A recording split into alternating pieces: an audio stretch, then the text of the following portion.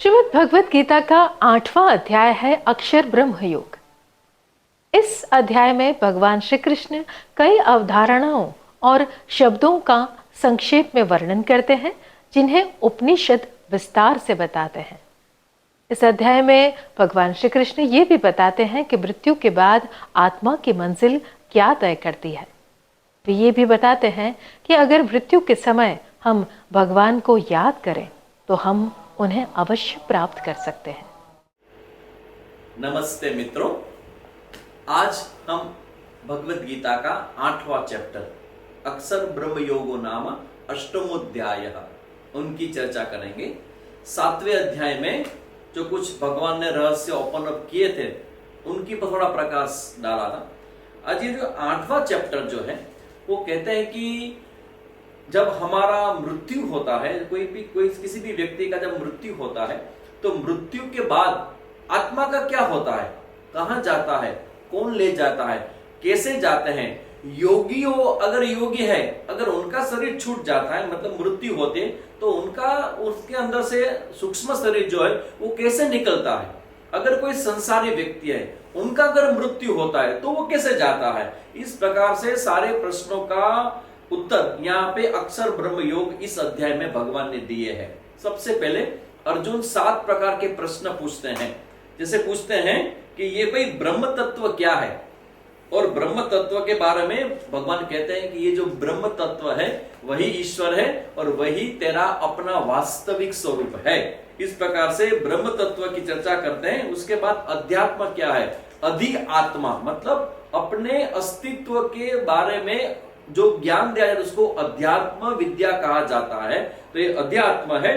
कर्म क्या है, और उसके बाद अधिभूत किसे कहते हैं, अधिदेव किसे कहते हैं, अधि यज्ञ किसे कहते हैं। ये सारे जो प्रश्न अर्जुन पूछते हैं उनमें से जो सबसे हमारा जो हमें अपनी ओर अगर देखते हैं तो ये प्रश्न सबसे इंपॉर्टेंट लगता है कि अंत काल में जैसे हमारा मृत्यु होता है तो हमारी गति किसके पर निर्भर करती है, क्या हमारे कर्म पर निर्भर करती है या फिर हमारे अपने जो मानसिकता है, हमारा जो विचार है उसके पर करती है। और भगवान कहते हैं अंत काले च मामेव स्मरण मुक्त्वा कलेवरम, अंत काल में अगर मेरा स्मरण किया गया तो फिर तेरी मुक्ति पक्की मान। यानी कि अंत में जब हमारा मृत्यु होता है उस समय भगवान का चिंतन करना, उसका अर्थ ये होता है कि हमारी जो चित्त वृत्ति होती है ना। और कई लोग मुझे बोलते हैं कि स्वामी जी अगर गीता जी में भगवान कहते हैं कि अंत में मेरी मति रखे, भगवान को याद करे, तो मैं ऐसा करता हूं कि पूरे जीवन भगवान को याद नहीं करूंगा, लास्ट में भगवान को याद कर लूंगा, तो क्या मुझे मेरी मुक्ति हो जाएगी। अरे भाई एक बात समझ लेना कि पूरे जीवन में जो किया है ना वही अंत में याद आता है। ऐसा नहीं होता कि पूरे जीवन आपने कुछ बुरे कर्म किए और लास्ट में भगवान याद आ गए, ऐसा नहीं होता। हमारे चित्त की जो वृत्ति होती है जो हम रोज रोज करते हैं ना वो पक्की होती है, और जब मृत्यु का समय आता है ना तो वही चित्त वृत्ति का साम्राज्य हमारे पर छा जाता है। इसलिए भगवान यहाँ रहस्य खोलते हैं कि अंत में मेरा स्मरण का मतलब होता है पूरे जीवन में अगर तू मुझे रोज रोज याद करेगा तो अंत में मैं ही तेरे को याद आऊंगा, और भगवान याद आ गए तो हमारी जो गति है वो ऊर्ध्व गति पक्की मानी जाती है। तो भगवान इस बात यहाँ पे कहते हैं। उसके बाद एक शब्द जो गीता जी के अंदर ये 8वें चैप्टर में जो कहा गया है वो बहुत इंस्पायरिंग वर्ड है। यहाँ पे जो भगवान ने कहा है 7वें श्लोक में भगवान कहते हैं तस्मात् सर्वेषु कालेषु माम अनुस्मर युध्य च। तस्मात् यानी कि इसीलिए तेरे को क्या करना है अर्जुन, अर्जुन के रूप में हम अपने आप को भी देख सकते हैं। क्या करना है, सर्वेषु कालेषु सदैव हमें यह करना है, माम अनुस्मर भगवान को, परम सत्ता को, चैतन्य को, ईश्वर को याद करना है, और साथ साथ में युद्ध भी करना है। युद्ध का मतलब हमारा स्वधर्म स्वकर्म। तो यहां अर्जुन को अगर ध्यान में रखे तो भगवान का अर्थ कहने का अर्थ ये होता है कि तू मेरी ओर देख, मुझे याद कर और तू युद्ध कर। मगर युद्ध का अर्थ यह भी होता है कि हमारा स्वधर्म, जैसे मैं सन्यासी हूं, मैं साधु हूं, तो मेरा स्वधर्म किसी को ज्ञान देना। मगर ज्ञान देते समय मेरी नजर किसी कौन सी दक्षिणा देता है, कौन अच्छा व्यवहार करता है, कौन मेरे साथ अत्यंत नजदीक के लोग हैं, कौन दूर का है, वो सब नहीं देखना है। भगवान को देखकर मुझे ज्ञान देना है और जो भी परिस्थिति आ जाए उसके अंदर मेरे उस परिस्थिति का मुझे सामना करना है। इसलिए जो बच्चे पढ़ते हैं उनको मैं ऑलवेज भी बताता हूं कि भगवान को याद रखने का मतलब होता है जो भी होगा अच्छा होगा। तू अपना कर्म कर, अपना स्वधर्म जो है वो बेस्ट लेवल से तू करता जा। जो तू ठीक करेगा तो तू अच्छी तरीके से अपने फल को प्राप्त करेगा, अच्छा फल होगा वही तेरे सामने आएगा। तस्मात् सर्वेषु कालेषु माम अनुस्मर। भगवान को याद करने का अर्थ यह भी होता है कि कर्मण्येवाधिकारस्ते मां फलेषु कदाचन। मैं कर्म करता हूं, फल वो देता है, तो फल देने वाला कभी भी पक्षपात नहीं करेगा। बोलते हैं ना कि भगवान के घर देर है अंधेर नहीं, ये गलत स्टेटमेंट है।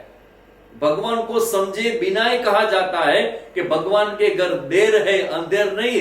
देर हमारी दृष्टि से है, प्रकृति और भगवान की दृष्टि से कभी भी देर नहीं होती। योग्य समय पे योग्य व्यक्ति को योग्य फल मिल ही जाता है, चाहे वो जंगल में हो, चाहे समुद्र में हो, चाहे फ्लाइट में मुसाफरी करता हो। जो व्यक्ति जहां होता है वहां उनको कर्म का फल उनको भगवान दे ही देते हैं।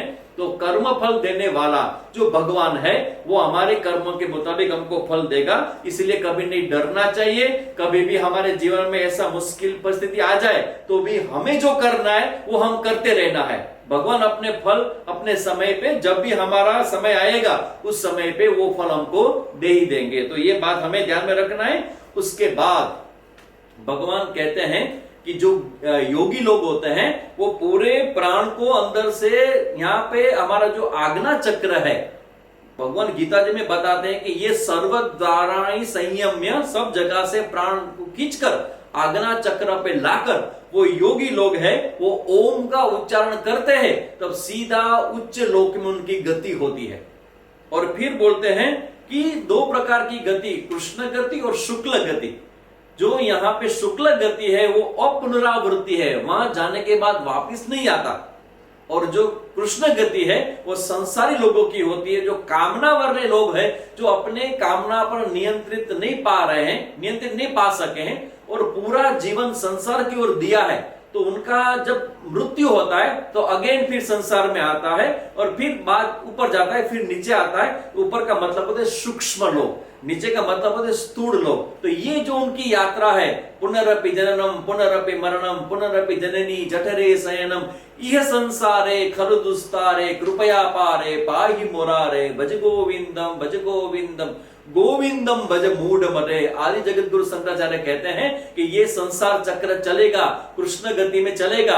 अगर शुक्ल गति वाला कोई व्यक्ति होता है, कोई ज्ञानी लोग होते हैं, तो वो फिर प्राण छूटने के बाद फिर से उनका जन्म नहीं होता है। इस प्रकार की दो गति की बात करते हैं। और उसके बीच में भगवान एक अच्छी सी बात ये भी बताते हैं कि अनन्य चेता सततम यो माम स्मरति नित्यसः। जो अनन्य चित्त से सदैव मेरा स्मरण जो करता है, तस्याहम सुलभ पार्थ। तो बोलते हैं ना कि भगवान की प्राप्ति करना सुलभ है कि दुर्लभ है। हाँ, दुर्लभ मनुष्य शरीर जो है ना वो दुर्लभ है, मगर भगवान की प्राप्ति दुर्लभ नहीं है। भगवान खुद कहते हैं यहाँ पे देखो 8वें चैप्टर में कि सुलभ, मेरी प्राप्ति सुलभ है। किसके लिए? जो सदैव अनन्य चेता न अन्य, दूसरी जगह पे नहीं, मेरे को देखने वाले होता है, मेरी शरण में आने वाले हो। लाइक ऐसे नरसिंह मेहता, मीराबाई, कबीर, ये जो लोग भगवान के भक्त हो गए वो भगवान के सिवा किसी को भगवान से नहीं मांगते हैं। इससे पहले भी मैंने कहा था कि भगवान से अगर हम प्रार्थना करते हैं ना, तो जो भगवान के भक्त होते हैं वो भगवान से कौन सी प्रार्थना करते हैं? वो भगवान से और कुछ नहीं मांगते, भगवान से भगवान को ही मांग लेते हैं। हमारे जीवन में तेरे सिवा, तेरे से कम और कोई हमें चाहिए ही नहीं। इस बात से जीने वाले जो लोग होते हैं ना, वो बोलते हैं भगवान के मेरे ऐसे लोग जो मेरे भक्त हैं वो मेरे को प्राप्त कर जाते हैं। तो अनन्य चेता, ये सब तो याद रखना है। उसके बाद भगवान बोलते हैं कि यम प्राप्त तद्दाम परमम मम। ऐसे मेरे लोग, ऐसे मेरे भक्त अगर मेरी भक्ति करते हैं तो मेरे लोक को प्राप्त करते, इसका मतलब भगवान के साथ उनका आत्मा मिल जाता है और फिर भगवान और भक्त एक नहीं होते। जैसे हमारी मीराबाई द्वारका के अंदर भगवान के साथ शरीर के अंदर समा गई थी, उसी बात यहाँ गीता में भी कहते हैं कि अगर मेरा ऐसा भक्त है तो उनको मैं अपने आप में समा लेता हूं। तो ये रहस्य है, अगर भगवान का कोई भक्त बनता है तो भगवान को सुलभता से प्राप्त कर जाता है। और बहुत सारी बातें हैं, मगर आज हम यहीं तक रखते हैं। नेक्स्ट अभी 9वां अध्याय, उसकी चर्चा हम बाद में करेंगे। ओम तत्सत।